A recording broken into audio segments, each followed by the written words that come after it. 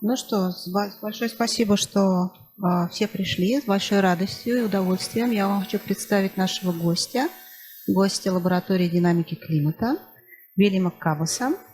Вильям – профессор университета Алкаля в Мадриде. Вильям – океанолог, климатолог. Он работает с океаническими моделями климата. И вот сегодня он вам расскажет, он любезно согласился сделать такую обзорную лекцию по климату и климатическому моделированию. И сегодня он вам расскажет, собственно говоря, такое введение в климат. И все, о чем будет рассказывать Вильям, и еще много другого интересного мы делаем в нашей лаборатории динамики климата, где мы очень приветствуем студентов и даже их трудоустраиваем. Так что смотрите, слушайте, приходите к нам. Вильям хорошо говорит по-русски. Он учился в Минском государственном университете. Так что вопросы можно будет задавать по-русски. Но вот лекцию он решил делать на английском. Все. Так, здравствуйте всем. Я закончил физический факультет Белорусского государственного университета. Слышно, да? Так что я физик. И очень рад, что могу выступать перед студентами физтеха, потому что я, когда приехал в Советский Союз, потому что я учился в Советском Союзе, первый год я учился в Мадриде.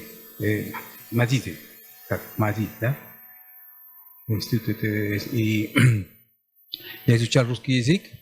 И тогда я помню, я решал задачки вступительных экзаменов в этот университет. Они были очень трудные, интересные. Так что я думаю, я думаю, что тут очень хорошие студенты, поэтому хорошо, будет приятно вас читать эту лекцию. Я хорошо слышно, да? Поближе, да? Сейчас. Все понятно сейчас? Okay, so I will talk about climate, about how we can understand and how we can model the climate. From the point of view of physics, climate is one of the most important complex systems that we can study. In 2021, these two climatologists received the Nobel Prize in Physics for the study of climate system. Actually, they got only half of the prize, but both of them for the study of climate. So, for instance, Klaus Hasselmann, the man above, his main contribution was to demonstrate that climate models can describe the climate, and that there is a relationship between weather and climate. And the second one, Manabe, was one of the first persons that started the development of climate models. Now those models are very complex, and I will show you a little bit later how are they built. So first, why we should study the climate? First, I will talk about the interest, the curiosity, scientific curiosity, but also there are practical reasons for studying the climate. It is important because it is important how to figure out how the climate will evolve both globally and regionally. For instance, in this picture, you can see extreme events as fires. How this one? Okay, you can see fires. This figure. Fires, coral bleaching, the ice is changing, the ice extension is changing, floods, all these events are related to change in the climate. So it is important to understand how this will change in the future, because, for instance, the increase of in temperature, in mean temperature will change the climate in which we live. For instance, in Spain, will be very hot, then some places in Spain that are now very attractive for tourists will become too hot for tourism. Also, the precipitation will change, not only extreme precipitations, but the precipitation regime. For instance, can happen that will rain the same quantities in the year, but the rain in a given day can be too strong, and then it will be cause a lot of problems for in the cities. And also, this climate change can impact on land and marine ecosystems. Yes, I told you before, tourism, agriculture. So we should understand the climate, how it will evolve, in order that we can adapt and mitigate the possible effects of this change. When we talk about climate, we talk about the climate system. The climate system is a complex system composed by the atmosphere, the geosphere, the land, the upper part of the land, the hydrosphere, the biosphere, and the cryosphere. So all these components of the system interact between them. So we have, in this figure, we see the main source of energy of the system. This is the sun, which is the sun. The sun is the main source of energy of the climate system. But all the components of the climate system interact. For they exchange energy, momentum, and also exchange mass. One of the components, of the important components, is of course the humanity. No? The human influences also change, can affect the climate.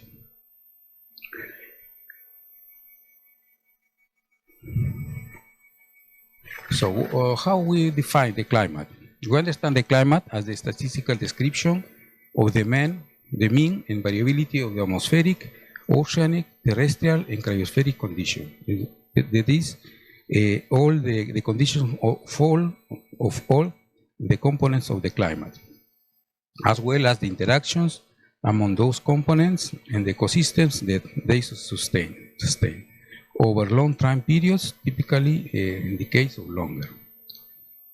And also not only in time, but also on spatial scales. In different places we have different climates. For instance, in these figures, you can see the mean temperature for Iberian Peninsula when I live and work. And you can see in the north is cold, and the south is warm, very warm. And also you can see the rain, the annual rain in Spain, in the lower figure. And you can see that in the north there is a lot of rain, but in the south it is very dry. It is even, as I said, yeah, Almeria is very dry. Yeah. So the climate change in time, also in space. Regarding the time scale, so the climate, we can see in this figure, we can see that we have time scales that go from a few months, a few years, like the El Niño, this kind of phenomena in the climate, up to thousands of years. 100 years. Of course, this is related to change in the sun, but these phenomena are related, or these scales, time scales are related to variabilities in internal variabilities of the climate system.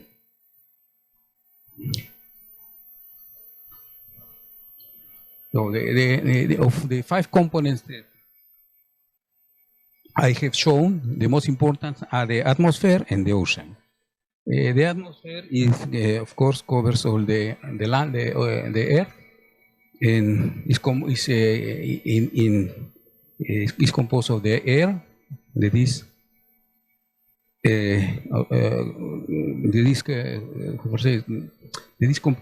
air is composed of mostly of nitrogen and oxygen. If you add, will be 95% of the air. So, but also we have another components that are in much less quantities, but which are very important for the optical properties of the atmosphere, and will determine what we call the greenhouse effect. They are called the greenhouse gases. So, although the climate system is very complex, we can understand a lot of for instance, of the atmosphere in the ocean, starting for very simple considerations. As I said, the sun is the source of energy for the climate system. And then, in this figure, we can see that the solar radiation comes in parallel rays, but as in the Earth's surface is illuminated in different ways. Here in the equator, we have per unity of surface much more energy than in the poles, for instance, in the high latitude. Because of this uneven solar heating, yeah, then we have the air goes up in the equator and then goes to the polar regions when it sinks, and then goes to the equator again. We have this kind of circulations. This is very similar to what happened in a room with heating in a cold window. Yeah, the air that is heated by the heating system becomes less, how to say, lighter. Yeah? This is why it goes up, but by continuity should be replaced by this colder air. Then we have a circulation when the air is heated here, it becomes cooler here, and then we have this kind of circulation. It is very similar to what I'm presenting here. Of course, this kind of circulation is possible if the Earth is at rest. Okay, but then this uneven solar heating warms the air near the equator. This air rises, and the cold air near the poles sinks. This circulation from the equator to the poles transport to about 3-5 petawatts of energy. But the point is that the Earth is not quiet. The Earth is rotating. Then the rotation of the Earth combined with the heating gives us the circulation that we observe in the atmosphere. We have as a result of the rotation, we have the Coriolis force. This Coriolis force deviates the air in its way from the equator to the poles, and then gives we have these wind systems. We have the trades near the equator. We have the westerlies in the high latitudes, So we combine these two reasons, these two drivers. We have then the air warms, expands, because it becomes lighter and rises at the equator. It moves toward the poles, but due to the Coriolis force, instead of traveling in a straight path, like in this figure, like going straight to the pole, it deviates, is deflected to the east. We have this kind, these wind systems, okay, there. So you see that we can explain the global circulation of the atmosphere based on simple considerations. One of the components that of the circulation of the atmosphere is related to the precipitation, to the water vapor. Because the water vapor is very important because it gives us the rain. So in this figure, we represent the hydrological cycle. So water evaporates over the oceans, can be transported, for instance, to the land, and in some places the rain. This water goes to the surface of the earth, and then to the rivers, and go back to also the runoff, and then go to the ocean, and we have this cycle we call the hydrological cycle. The precipitation is not distributed uniformly because we have precipitations in those regions where the air rises, for instance, here, in the equator. Yeah, when you remember, the air rises in the equator to go to the poles. Also in regions when we have warm currents, as in the Kuroshio currents here, the Gulf Stream here. Then, but what about the ocean? The oceans are very important. The second important component of the climate system. They cover 71% of the Earth's surface. And besides the transport of heat, the circulation of very important elements as nutrients, salts, and gases. From the physical point of view, the most important characteristic of the oceans is that they hold the memory of the climate system.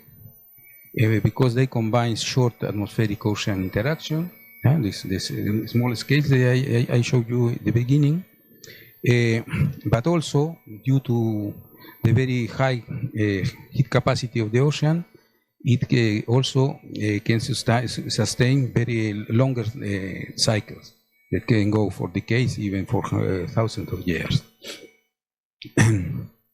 Also, very important role that is played by the ocean is that they are very the oceans. Is that they are very significant carbon sinks. Therefore, they regulate the atmospheric CO2. The CO2 is one of the most important greenhouse gases. So, what about the circulation of the water masses in the ocean? The water mass, the currents in the ocean are primarily or mainly due to the friction of the winds. The winds, when they are in contact with the surface of the ocean, then they drive the water masses. And in here we can see the most important winds, the trade winds here in the westerlies. Yeah, then they move the ocean water masses, but due to the stratification of the ocean, then we have a phenomenon that we call the Edman flux. that moves the water masses to the inside of this region, and then we have a gradient of pressure here, more pressure here because we have more water here, and as a result, the currents are in geostrophic equilibrium. But also the currents are also influenced by the presence of the continents. No? And that's why we get this GIS, no? The circulation due to the wind that move the water in the surface. In the presence of the continents, we have the GIS, yeah? The closest circulations represented here.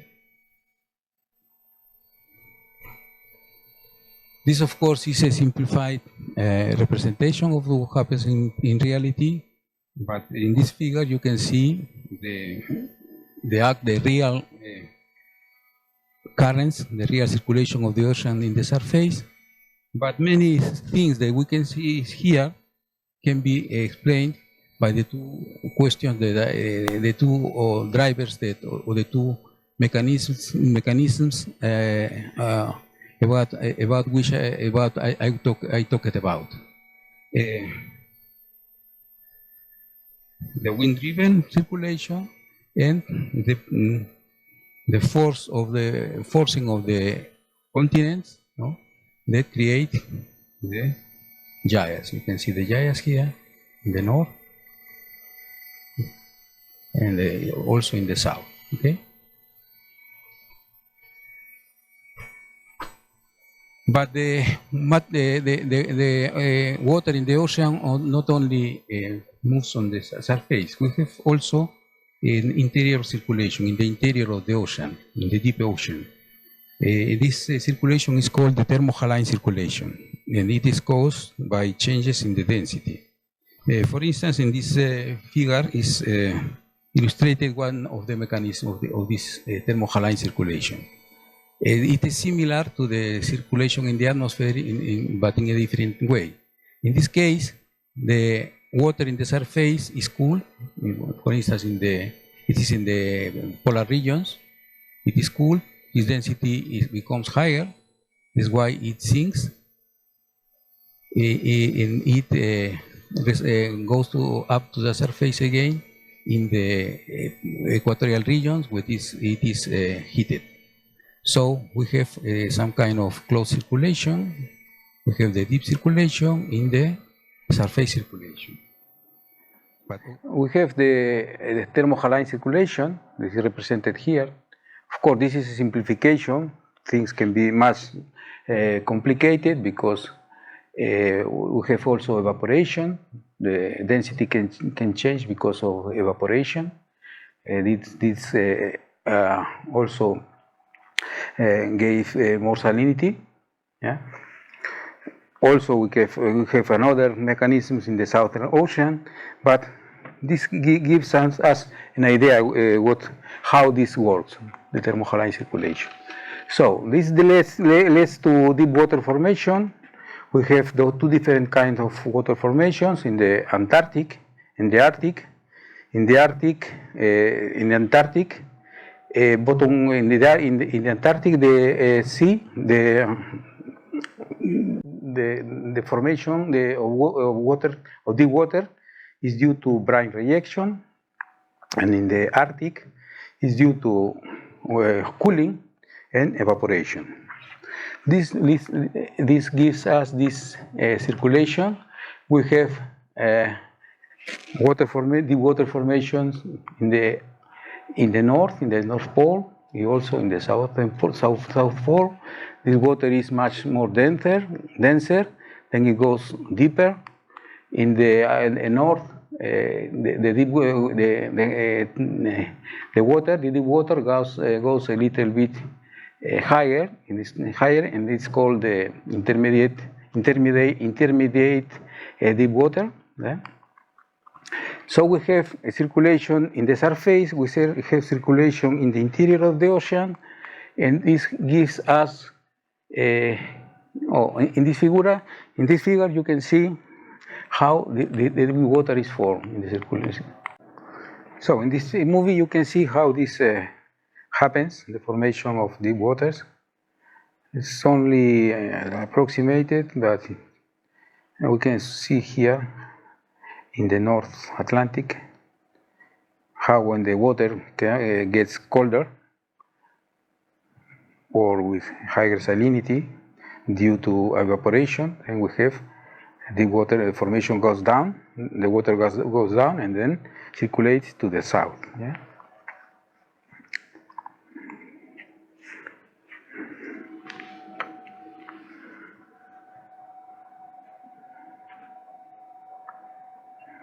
So this deep water formation, as I said, takes place only in the north, near Greenland and Iceland, also near the Antarctica, how is illustrated here. It's better, of course, seen in the north than in the south, but also in the south we have a deep water formation.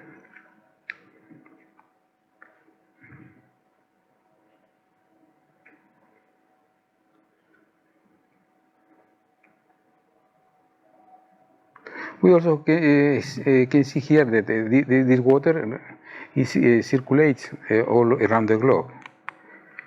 This is what we call the conveyor belt. In this figure, we see the integration of the upper circulation and the deep circulation. So you can see here in red the surface currents, the surface circulation, and in blue the colder deep circulation.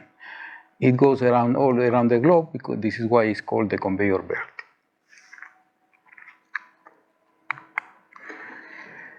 Then we have the atmosphere and the ocean. They, of course, interact. They exchange heat, moisture, gases, and also momentum, and also energy. Heat is energy, of course. Then we have to simulate all of these phenomena. All what happens in the atmosphere, in the ocean, and the interaction between them. And also, of course, in the more advanced models, we also simulate the other components of the climate system. But first, I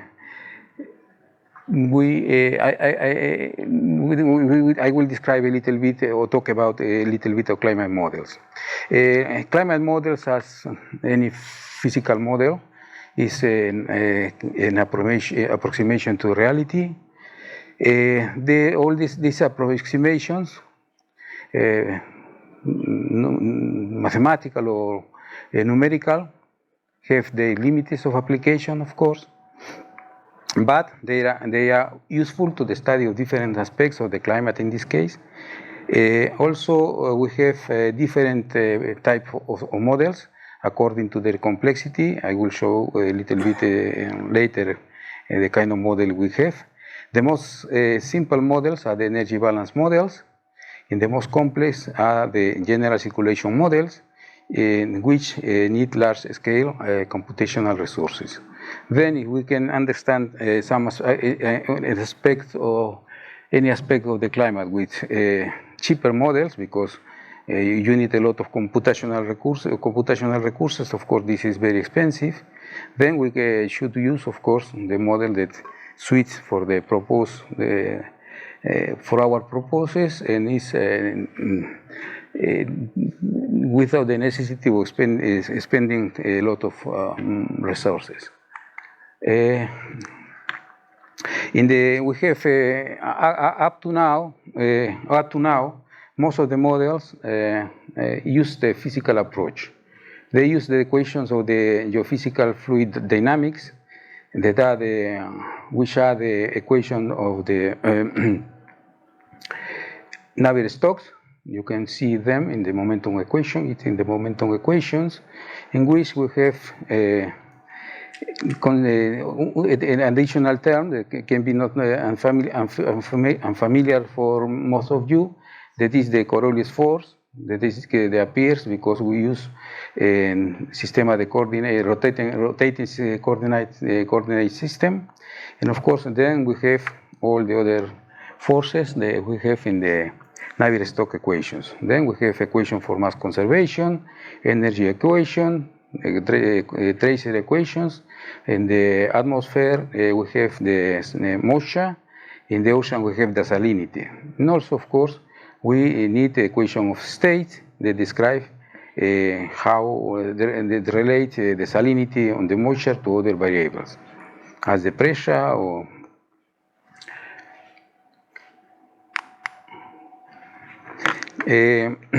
as I said before, we have a hierarchy of climate models, of physical climate models. They go to the most simple, that is the global energy balance model, that is this one, in the higher part, in the most simple. And in this, if we go to the right, then we have more and more complicated representations of the ocean. This is the ocean that model that resolves all the equations that I presented before for the ocean. Then if we go down, we have more and more elaborated models for the atmosphere, and then we have, and we get to the atmosphere general circulation models, which also solve all the equations that I presented before, the full set of equations. And the most complicated, of course, are these ones, in which we have atmosphere and ocean general circulation models. That is, here we solve all the equations for the full set of equations for the atmosphere and for the ocean. These are the most complicated and the most expensive also. Lately, in the last few years, we have a different kind of models that are related to the use of machine learning. So in this updated hierarchy of climate models, we have added this branch in the right, in which we have we use statistical methods or machine learning methods to help or to have an alternative representation of the climate, study of the climate. Usually, the machine learning is used to improve or to complement the physical models. Now I will present you with some detail two kind of models, one energy balance model, and also the most complicated, the most complicated models, the fully coupled Earth system models. For the energy balance model, we can start for the fact that in the Earth, the energy balance of the Earth is mainly due to the solar energy, is here one, and also to the long wave and radiation that the Earth emits to the space. So they are not in equilibrium in the energy balance in the Earth, and now is positive. The Earth emits to the space 0.51 watt per square meter. In this figure, you can see that we receive from the sun 340 watts, yeah, per square meter, and part is reflected, then 240, and to the space goes to 239. Then we have the Earth is not in equilibrium, in balance. And this is it leads to warming of the surface. Okay, we called. So, in our global mean energy balance model that gives us the evolution of the temperature, we use this equation. The equation this is here, in which the change of temperature is due to the solar radiation, we call ASR, and the long wave radiation that is emitted by the Earth to the outer space. Then in the short wave radiation, we have take in account the reflection by the surface, by the Earth, with this albedo, we call it this factor albedo, is around 0.3. And also we consider that the Earth emits as a black with this black tela, black body, yeah. Then the emission is proportional to the force T at the 4. And also we have an additional term that can be interpreted as the forcing by the CO2, or also it can be due to internal variability. Then if we consider that the Earth is in equilibrium, relative equilibrium, then the temperature will not change, F should be 0, and then ASR will be equal to all LR. Then this gives us a temperature of the Earth equal to minus 18 degrees centigrade. That means that if we can interpret this as in the following way. If the atmosphere was not present, then the temperature of the Earth will be this one, minus 18 degrees. But the presence of the atmosphere in its compositions leads us to a much higher temperature, because as was noted by Arrhenius, we consider a one-layer atmosphere over the Earth, which absorbs and emits the outgoing infrared radiation from the surface. You can see here the model, this one. This layer represents the atmosphere, yeah? Then we have emission from the absorption in the Earth, in the solid Earth. We have the atmosphere that absorbs this outgoing radiation by the surface. Then it re-emits to the surface and also emits to the space, of course. Then this radiation should be equal to this, because as a whole the Earth is in equilibrium.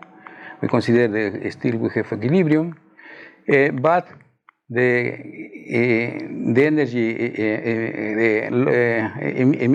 that is emitted by the surface is higher. We can find that it's 2 times higher than this one that goes to the outer space. After some calculations, we can find that the temperature on the surface of the Earth is 35 degrees centigrade. So the presence of the atmosphere and its properties due to the greenhouse gases gives us the effect that we call the greenhouse effect, in which gives us a temperature on the surface of the Earth much higher than the temperature that this surface will have if the atmosphere didn't exist or has different optical properties.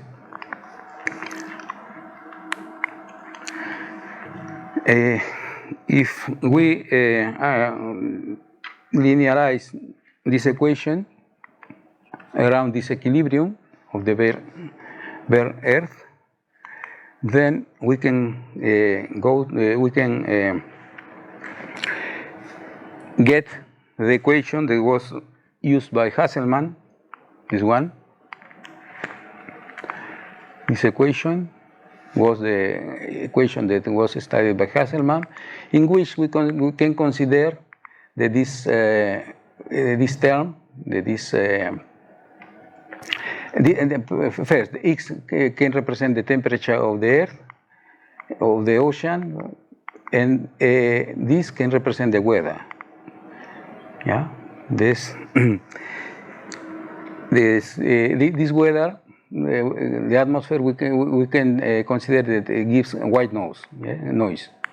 Then this model represents very well the properties of the climate, at least qualitatively. And in this figure, you can see that observations actually, in the observation we have different regimes. This noise could represent the atmosphere, and this can represent the ocean, the large scale memory of the climate system.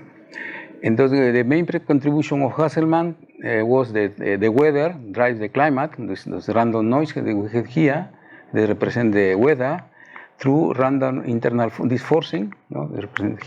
Represented here in this forcing.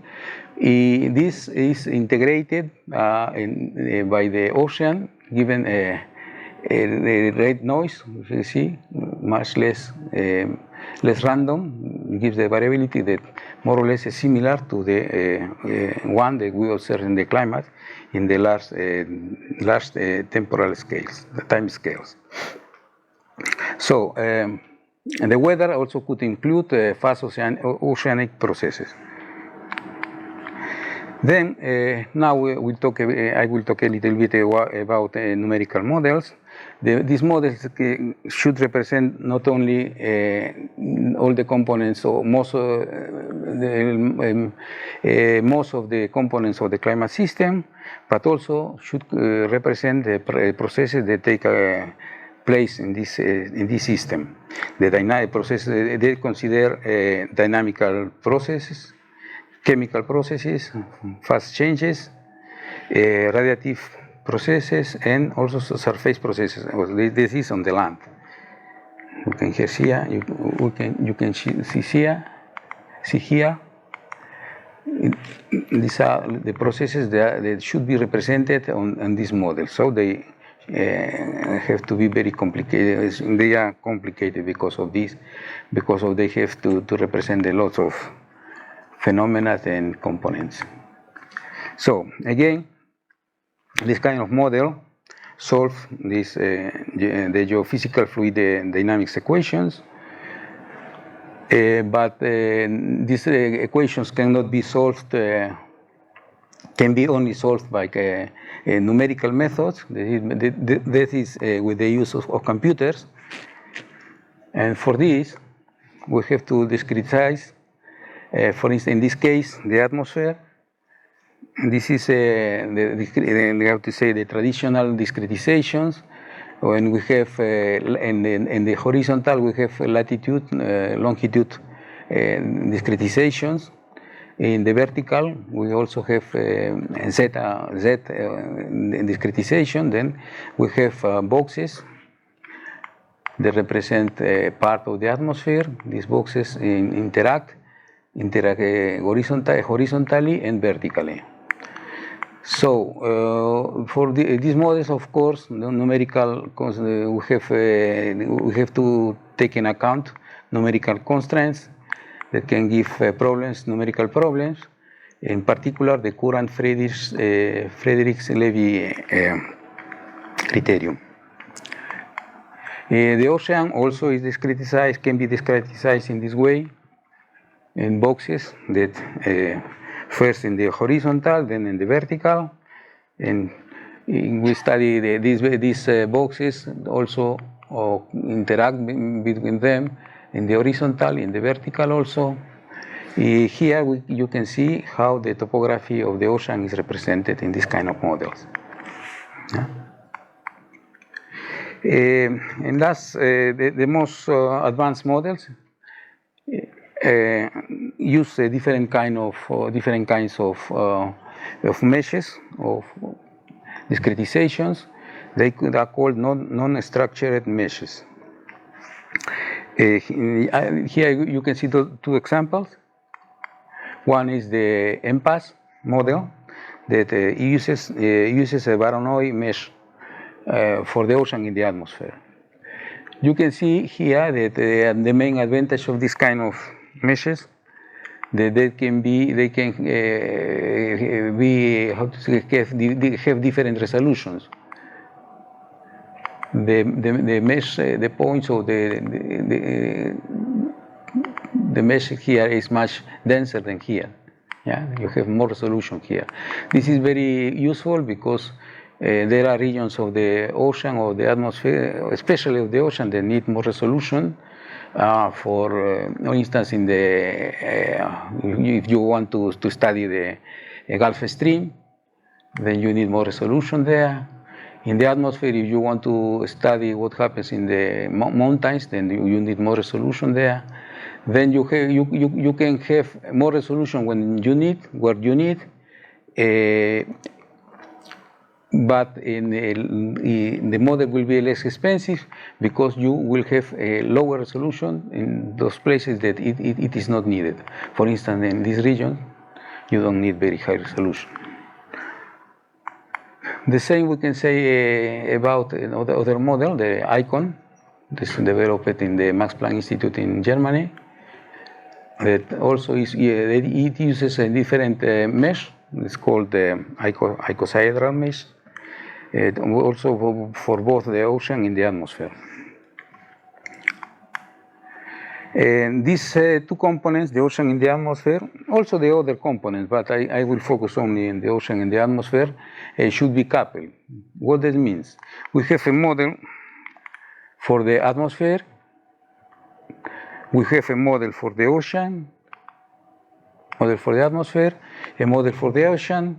They are run, but they should exchange information. The information is exchanged with the help of the coupler. This is an independent program that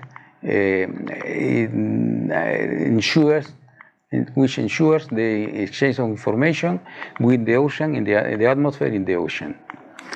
Of course, here we also have represented another submodel of the couple model. In this case, the hydrological model. This accounts for the water masses over land, but we can have even more different components. So, for what we need the climate models? We need the climate models to study the climate of the past, to understand how it works, because we can we know the climate of the past, then we can study the processes with the help of the atmosphere, of the climate models. But also we can try to understand how will be the future. For this we need the scenarios which tell us how the society, the humanity will influence the climate.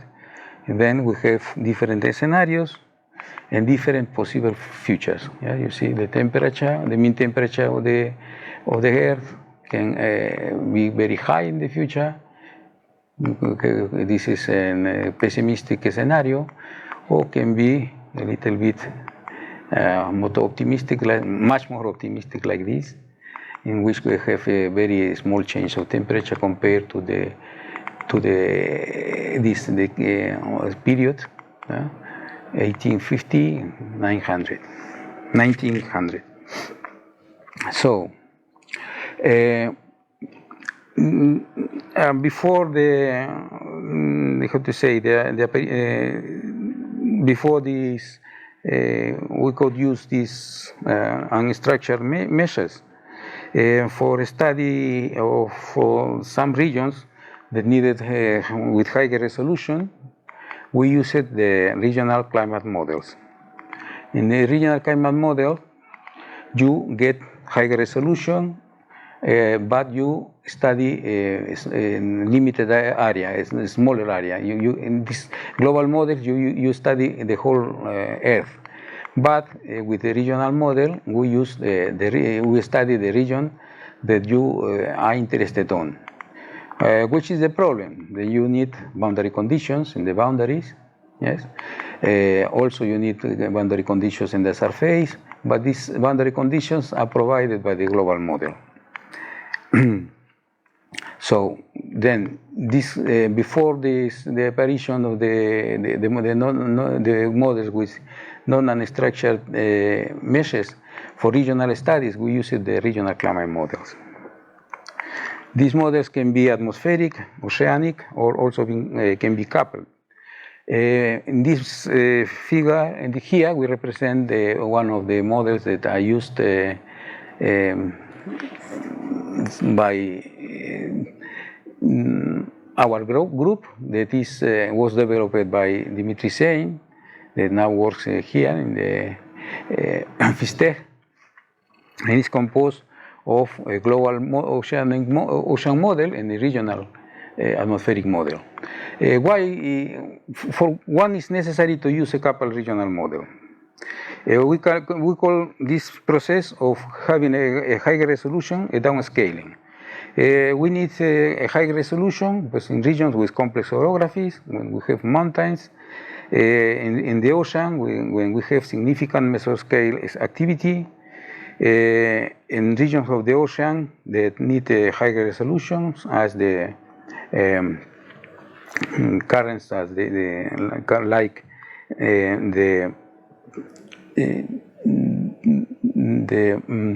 Kuroshio or the Gulf Stream, but also in important regions as the Mediterranean Sea, which is a small sea, and need a high resolution to understand what is happening here.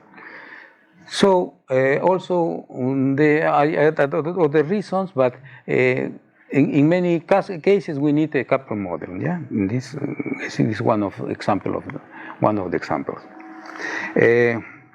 Now the most advanced models are those that are run at a very high resolution. They are called the digital twins because they provide data at very high resolution that look similar to the data that we can see from the satellites, for instance.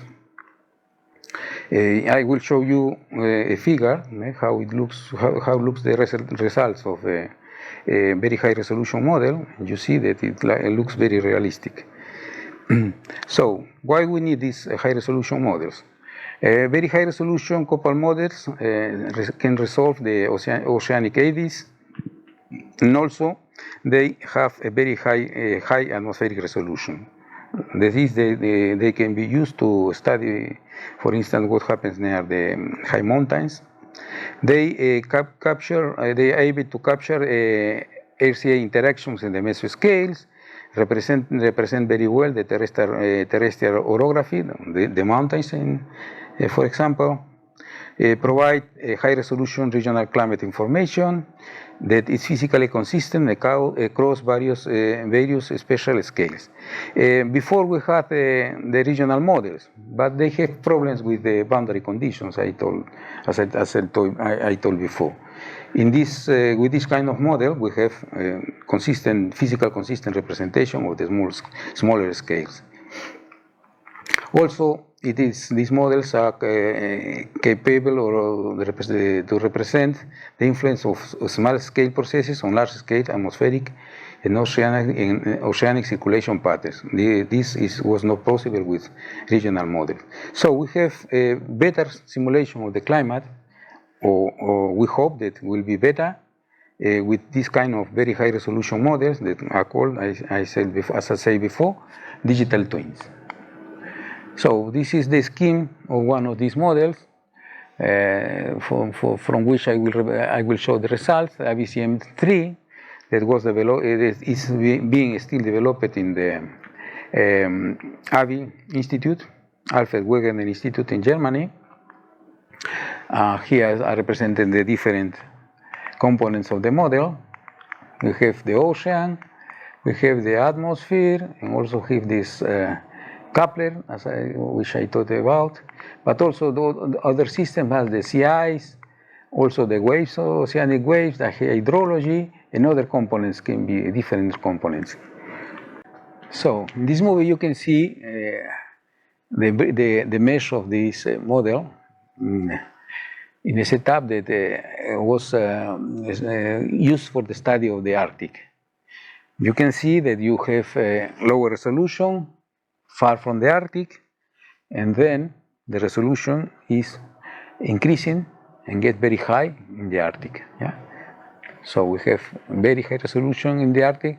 The resolution in the Arctic was up to 1 kilometer, but outside the Arctic the resolution was much less. So in this, here we present another realization setup of this model.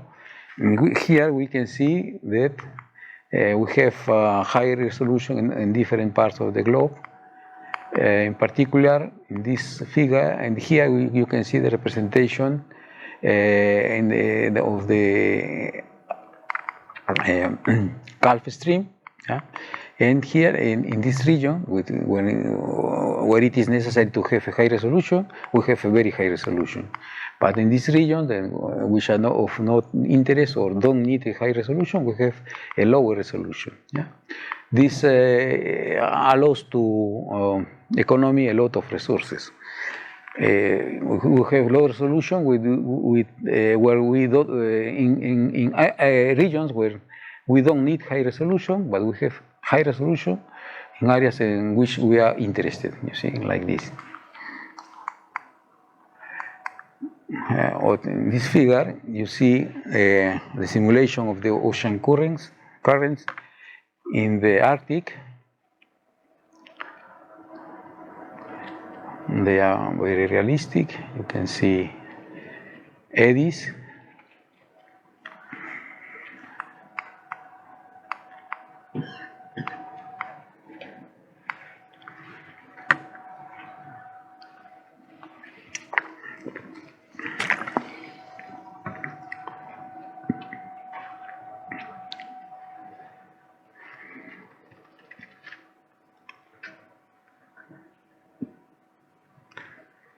So it's going.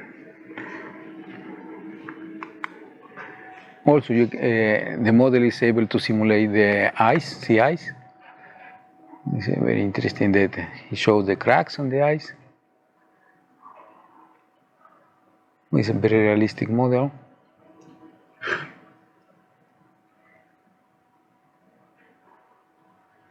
It's of course, it is the Arctic ice.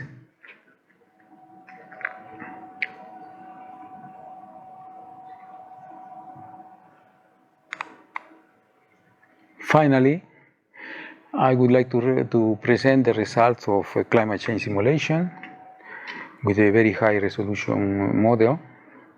In this case, the highest resolution is 2 kilometers, and you can see in the right the present climate, in the left the historical climate, the present time climate, in the right the future climate. You can see that in this case we represent the temperature of the surface of the ocean and also the ice, the sea ice. White is the sea ice. You can see, of course, that in the future the ocean will warm a lot, up to 5 degrees in these regions. Also, the ice in the Arctic will, in summer, will disappear. In fact,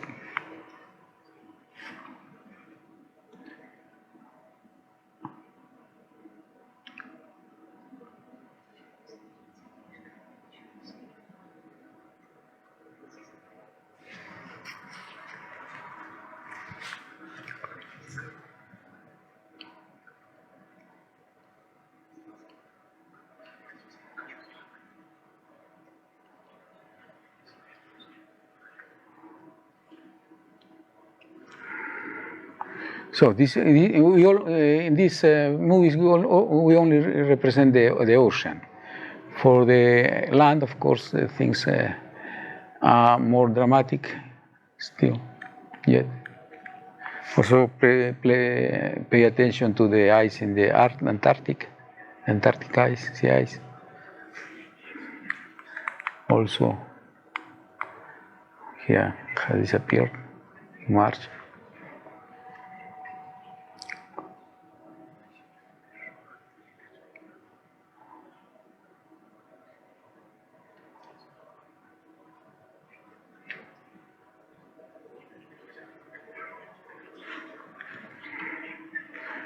This is the movie in the right represents the end of the century, the 30 years of the, what's called,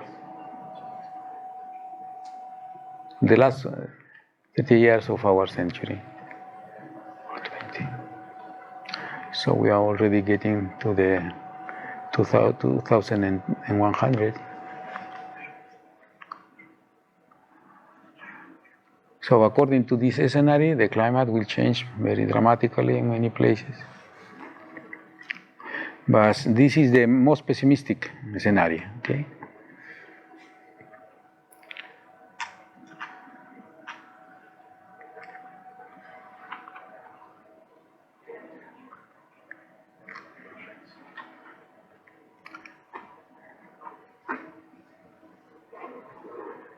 So that's all this movie. And then a little bit now look. So the climate system is a complex system. The ocean and the atmosphere are the principal components of the climate system.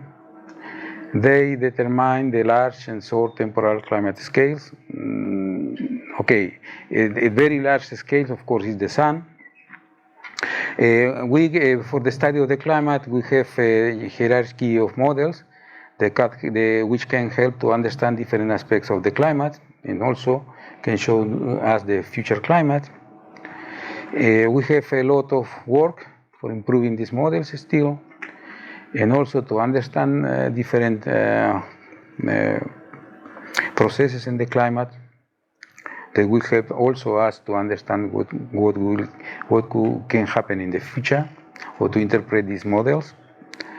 The integration of physical models and machine learning have a good perspective, because the machine learning can help to improve our models and can complement also physical models in many cases, in many applications. So this is all. Thank you for your attention.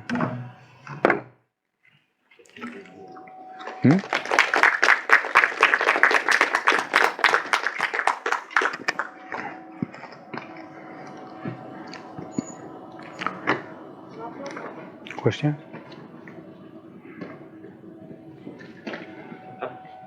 По-русски, да? Yes. Не очень понятно, остались ли какие-то технические вызовы. То есть вот модели есть, они рисуют нам прекрасную, довольно детализированную картинку. То есть, насколько я понимаю, после вашей, что то есть вот большая точность и какая-то там, еще какая-то физика нам особенно уже не нужна, поэтому все, что мы, все, чем мы занимаемся дальше, это все более детальное изображение тех сценариев, которые мы в целом уже представляем, так? Нет, не совсем так. The models они улучшаются, да? Но многие процессы should be мы делаем, мы using parametry, так, мы используем parametrizations, yeah? And they are not perfect. Я не показал, как это, например, если мы сравниваем то, что дает модель с observations, да, с наблюдениями, тогда мы получаем разницы, которые будут 3-4 градуса, например, в климате.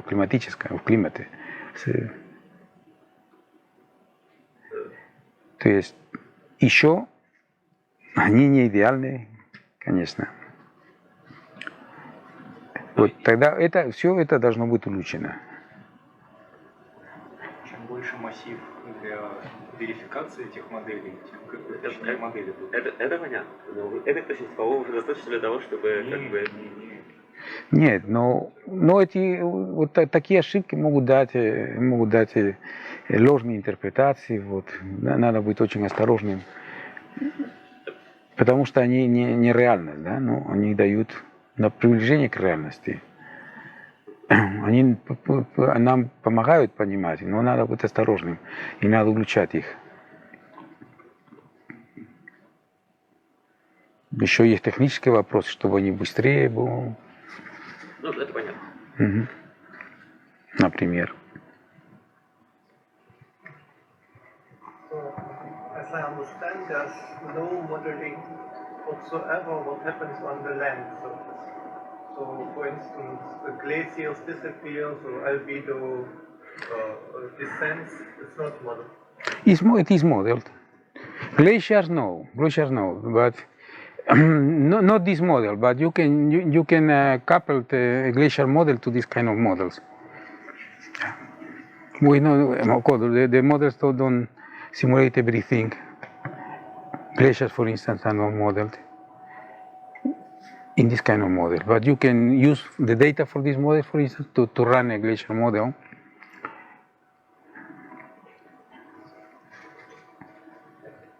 Mm-hmm.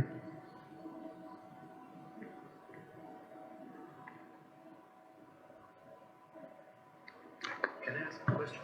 Yes. So, I'm a little bit.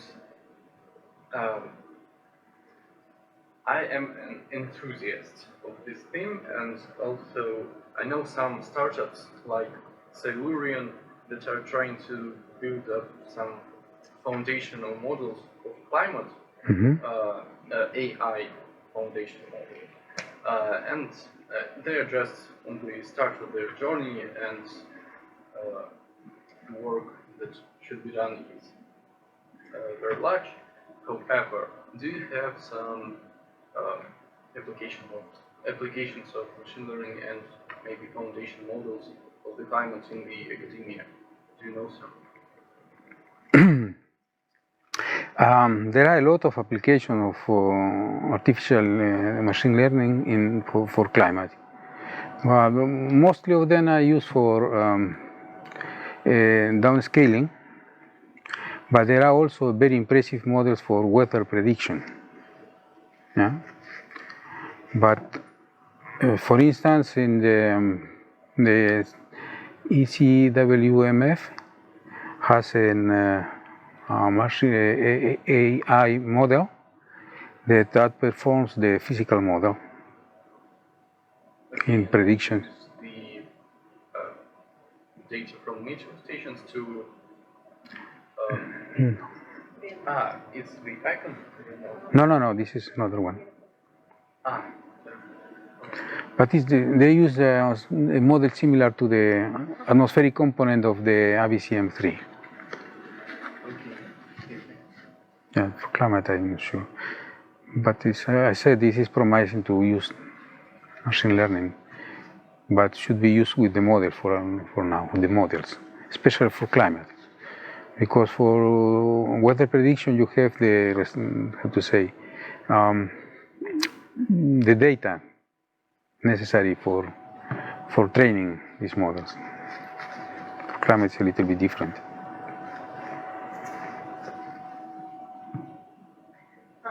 На ваш взгляд, сегодня какая самая главная оперативная задача климатологов?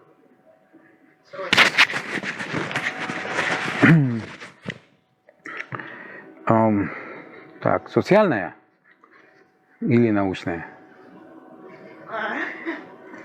Научная. Научная. Я думаю, что надо, вот сейчас получается, что у нас очень много данных, вот видите, это огромный массив данных. Так, сейчас нам надо понимать, что происходит, то есть это поэтому называют Twin Earth. Потому что получается вот такой огромный массив данных, что надо понимать, что в них происходит. Так как у нас очень много данных, мы можем понимать очень много явлений и процессов, которые происходят в климате. Но мы должны тоже, так сказать, понимать, что модели имеют свои минусы, да, и тогда вот в этом.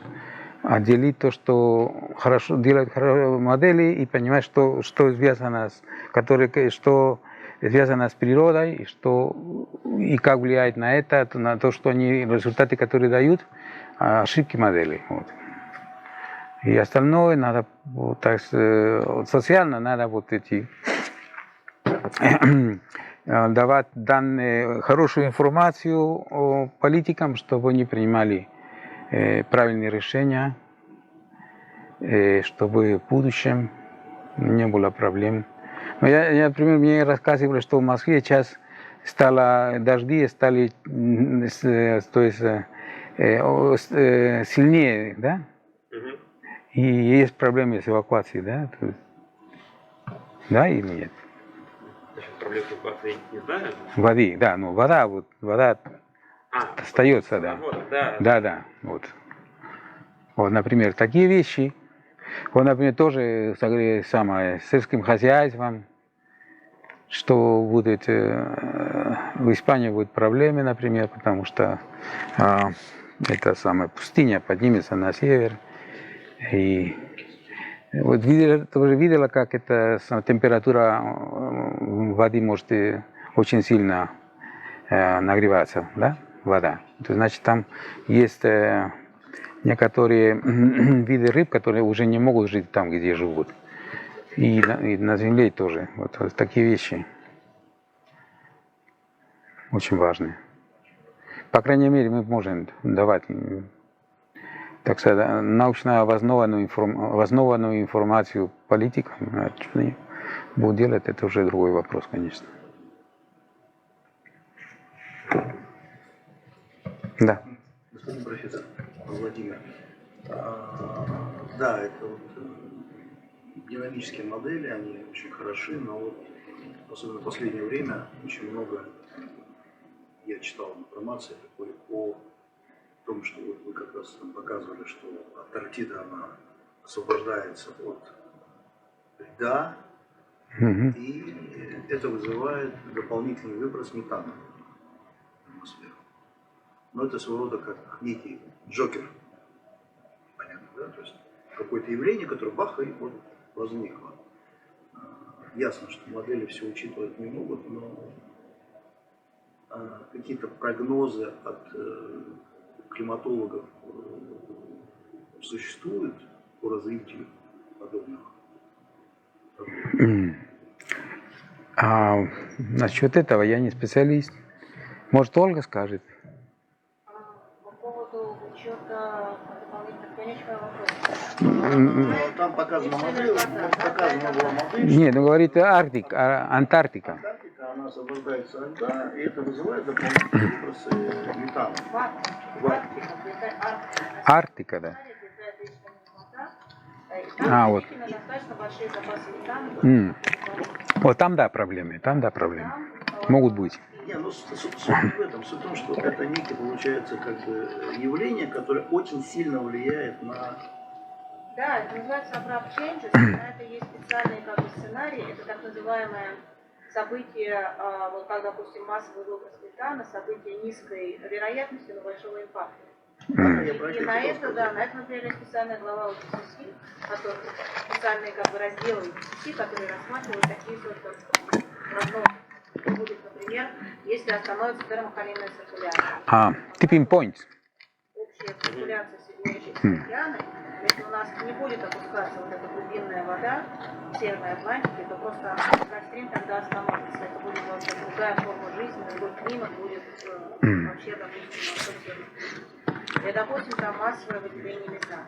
Или еще что-то. Такие есть, да, это все рассматривается, это рассчитывается, потому что модели, они хороши тем, что хороши и плохи одновременно. Что мы им туда заложим, так они и будут работать. То есть они не могут продуцировать что-то сами. Должны им что-то дать, как вот эти бандеры и мешалки. Так мы можем, да, так мы можем делать с ними эксперименты, которые нельзя делать с Землей в этом смысле. Да, вот. Но эти модели не дают эти tipping point пока. Нет, К счастью.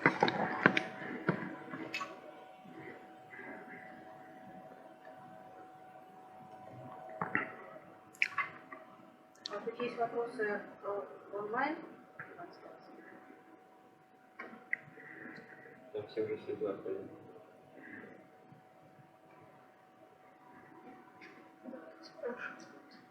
Информацию по данной модели можно найти в докладах МГИК в скобочках IPCC. По этим еще нет, но вот новые. Это, давайте я. Ага, хорошо. Это как раз то, чем мы занимаемся. Да. То, что показал Винни, вот эти последние... Спасибо. Угу.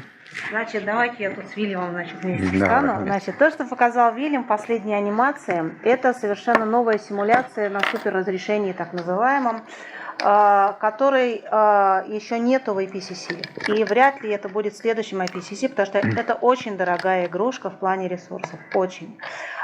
И в IPCC модель FISOM, это оригинальная, это база, динамическое ядро, модель FISOM, это немецкая модель Института АВИ. Она присутствует, она там участвует, и там можно найти описание, скажем, этой модели FISOM, но то, что показал Вильям, это совершенно новое. Это супер разрешение, очень высокое разрешение. И вряд ли это будет в следующем IPCC, потому что это очень-очень дорого. И мы сейчас только вот начинаем, мы сейчас закалплили вот эту модель FISOM 2 вот в этом супер разрешении с модель ICON.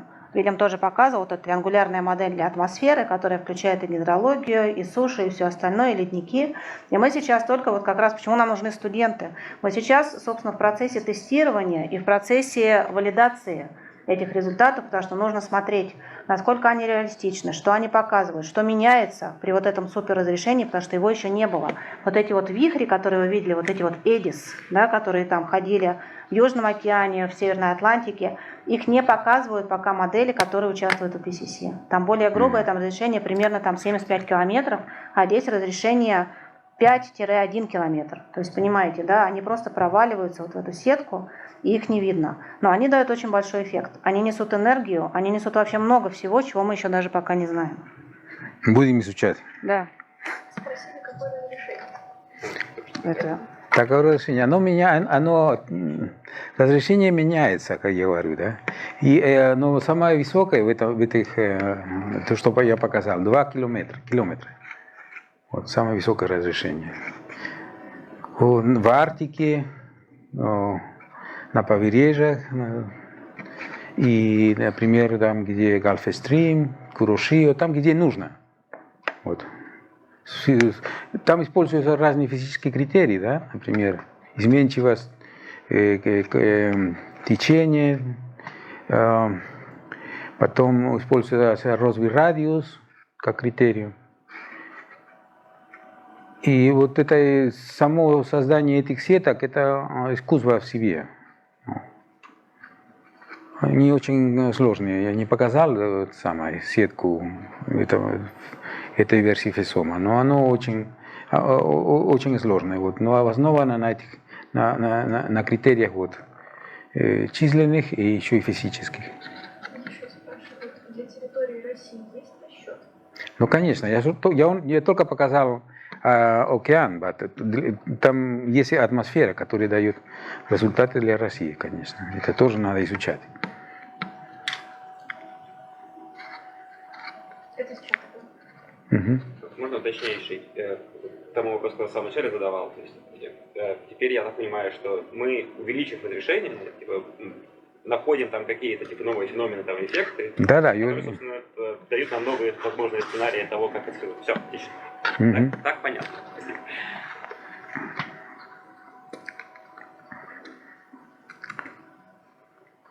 Да. Я говорил. Ну, давайте поблагодарим Вильяма.